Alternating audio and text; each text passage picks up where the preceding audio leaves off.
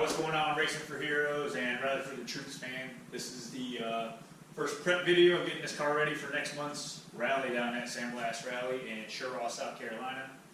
The car has been in a rally previously with Tony at Rally for the Troops. He did the Appalachian Tarmac Rally, and I guess it's my turn to go ahead and run in the Sandblast. We got some car prep that we got to go over, as well as equipment prep, fire extinguisher, first aid kit.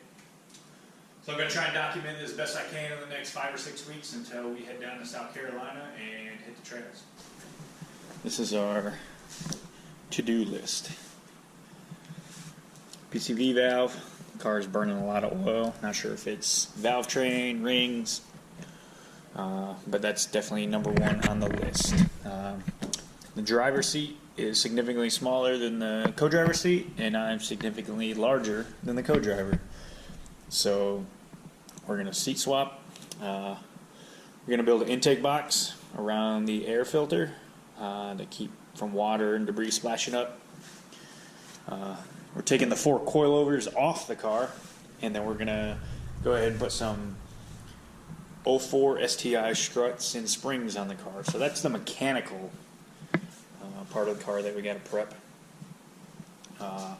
Other things as far as procedural and rally needed: first aid kit, tow strap in the trunk, warning triangles, a wood base in case we got to jack the car up, do a tire swap or any kind of maintenance on stage, a cargo net to help keep all that stuff organized and have a bunch of stuff handy in the back seat. Go over some intercom system, 9-volt battery, so we're not getting alternator kickback through the power system. Covering up all the holes throughout the chassis so we don't get dust, debris, sand inside the chassis.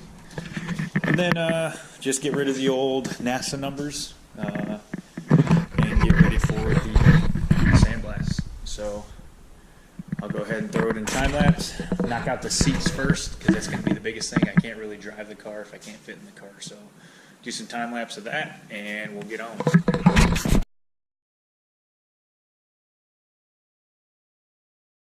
Alright.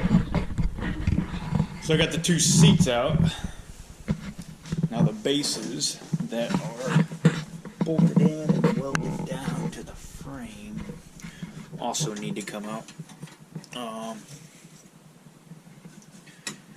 So then we can swap these side mounts, because these are vertical 90-degree mounts for a wider seat, and those are the narrower mounts for the narrower seat. So I'm going to try and flip-flop them, just see how that works, and hopefully the wide seat over there fits and we don't have any issues. So we'll get to that.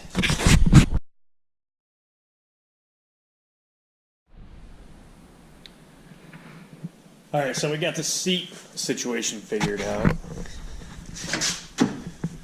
These 2 rails right here, from here to here where the seat mounts up, are essentially too short. Too little distance between for the seat mounts. So I got it marked here and here. This is a pretty good driving position for me. Gives me plenty of leg room, distance from the steering wheel. I'm comfortable, and I'm far enough back where I'm not driving with the wheel up on my chest, which causes my elbows to come out and hit the door bars. So we're going to have to do a little fabrication on those. We're already in the works of getting some extra metal and making that move. So we're going to go ahead and move on to the PCV valve. And for those who don't know, in a Subaru, that's that little guy right there. And this one, I see some oil residue, so that's a good sign. You're having a little oil burning issue at the back, and we're hoping that valve is clogged up, which essentially the PCV valve is the pressure crank ventilation tube, or ventilation valve.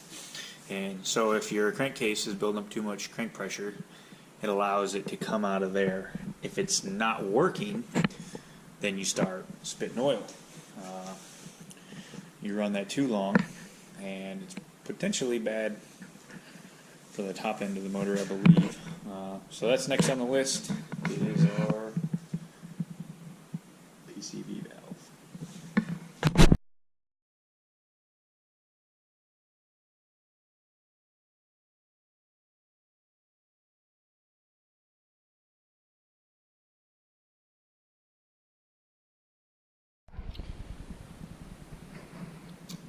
All right, what's going on? So I got the whole intake box, air filter, everything off the motor. Check that down inside, and definitely got some residue down in there. So that just confirms our issue. So it's a little gunky down there. It's definitely seen better days. Nothing really cleaner can't fix. Pulled the PCV valve, and that's that little guy right there. And so that's a good sign. The PCV valve was pretty gunky. And I'll show it to you guys. This right here, this valve, the inside of it is stuck. It should move freely. And when it was real gunky, it wouldn't move at all, but you can hear it kind of moving back and forth. And so that's a good sign that this is the issue and not potential valves, engine valves, intake valves, or anything like that. So this is a good sign. We'll replace this. It's probably the best case scenario for this issue of blowing smoke. And essentially what it does, it's the pressure crank ventilation valve, pressurized crank ventilation valve. And essentially when the crankcase gets too much pressure, it allows it to vent that gas back up into the intake system, opposed to blowing it through the rings or whatnot. So again, that's a good find. And then we'll move on to some other maintenance. We checked the PCV valve.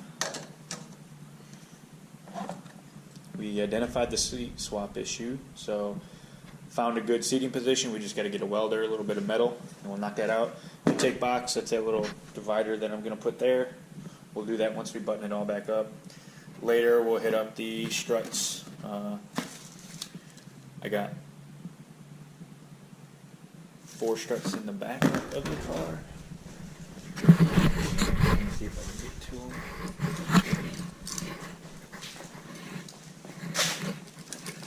That are going to go in. They're 04 STI struts, and anyone that knows Subarus knows that most, pretty much all 5x100 cars have interchangeable suspension. So with that being said, this looks like a front. Yeah, definitely a front. We're going to throw these on 04 STI 5x100 struts. They're pretty beefy. They can handle most rallycross, and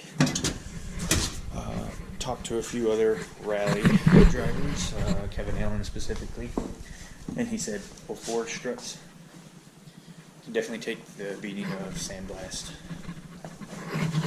So that's good. The ones that are on there now were set up for the tarmac rally, the Appalachian tarmac rally. They're a little more higher spring rate, not as soft on the compression or anything like that. So these will be better, take a little more of a beating. I got some camber bolts. I'll do my own alignment. And so mechanically, it's looking like we're doing pretty well. So I think we're gonna call it for the evening. Got the seats swapped out, identified. We just got to get some metal welded between there and there. Actually, on the driver's side, between the front rail to the rear, to allow the seat to move back, give me some leg room, keep my knees out of the steering wheel. And